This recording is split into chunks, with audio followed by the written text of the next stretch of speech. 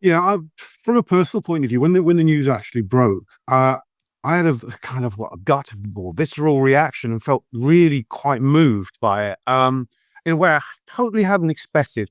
I think a small part of me, maybe because we've been through this cycle with him twice now of will he, won't he renew, of I'm going to use the expression falling a couple of percent out of love with the player.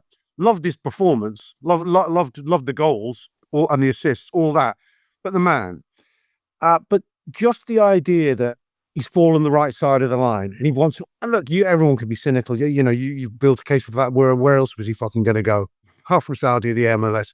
But at the end of the day, he's going to see out the meaningful part of his career as Liverpool's Mo Salah. And to me, I think that's a nice thing.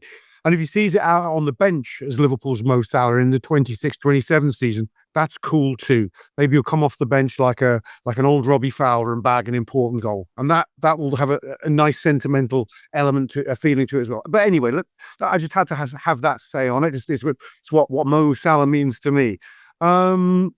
Moving on to sort of the practicalities of the next phase, next iteration of Mo Salah, Josh. I'm fascinated and I think this conversation we'll end up having all summer long, as to his role at Liverpool. And it doesn't change overnight just because he agrees a new contract. But with each passing month, he is becoming an older version of himself. Now, we've seen him resurrect himself this season and actually managed to be better this season as an older player than he was possibly the prior to.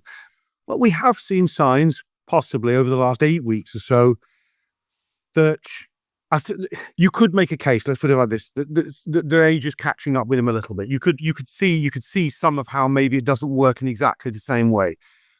Do you think? What do you see the direction of travel, Josh? Do you see a change of position? Is what I'm struggling to get to the point of. Do you see a change of position? We speculated about last summer, it didn't happen. Although I don't believe he hasn't played the same right wing role at all this year, but it has been a right wing role. How do you see him fitting in or being used next year? I personally don't see a change of position. No, I think this is. Do you eventually, if not immediately, though?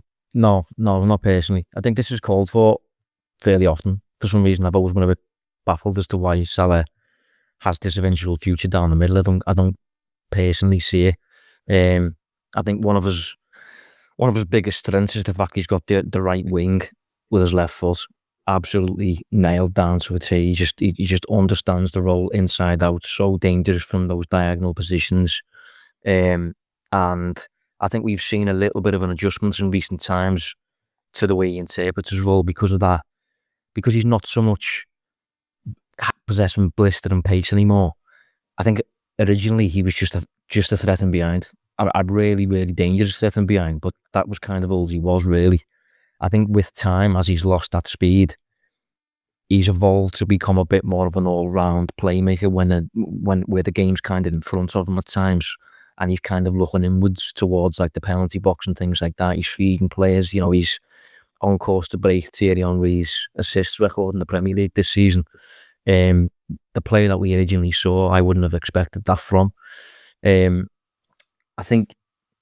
just think he's the kind of player that, like, you know exactly what you're going to get from him. But he's evolving to become something a little bit more where he can adapt depending on the scenario and things like that. And I think one thing I really like about this deal is, because he's such a unicorn, because he's such a one-off for that right side of the pitch with the left foot and the output and all that sort of thing, the constant availability, Richard Hughes now gets 2 years to plan for his departure. And I think what I didn't like about it originally, one of the reasons I felt we had to just kind of pay up and keep him, was because you've put yourself in this spot and he's worth so much to you in terms of points that to kind of scramble to find a successor in a poor market was never going to be a healthy situation to be in. Whereas now, I assume Liverpool will, as soon as Salah signs on the dotted line, Liverpool will immediately start looking for right who's next.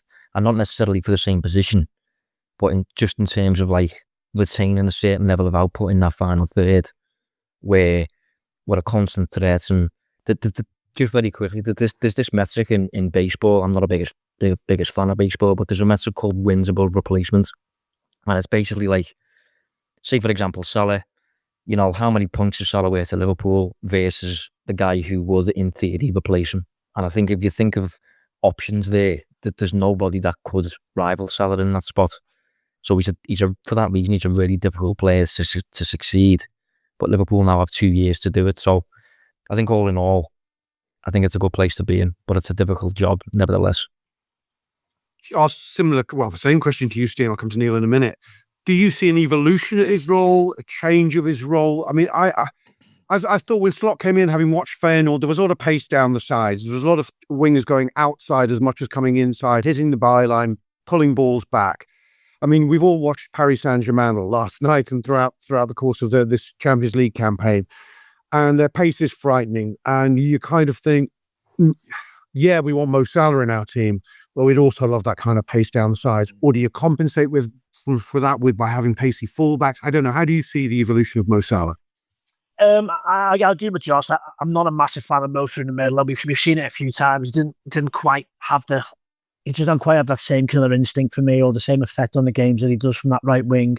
I think what it does when he signs for another 2 years, if that's going to be the case, it gives us the chance to bring in someone sooner rather than later. Very, if he was to leave on a free, then you're looking at to go out and to buy an absolute world beater who's going to sit in that right hand side, who's someone who's going to, is going to cost you 100, 120 million quid. But it is probably gives us the opportunity maybe to bring in someone who's more of a project, to be subsidised for Mo Salah when he doesn't play every week. I mean, he's going to sign this new deal. And I think one we've seen this year is there's probably been times when if we had someone who the manager trusted more, or the manager really had faith in to play that right side and was maybe not nowhere near as effective, but would give us some joy down the right side, but he might have been used more. So, hopefully the manager will look at the club will look at bringing someone in who can come in and learn from Mo Salah, come in and play the League Cup games or play the games where, because obviously AFCON's at a funny time next year as well, which is going to be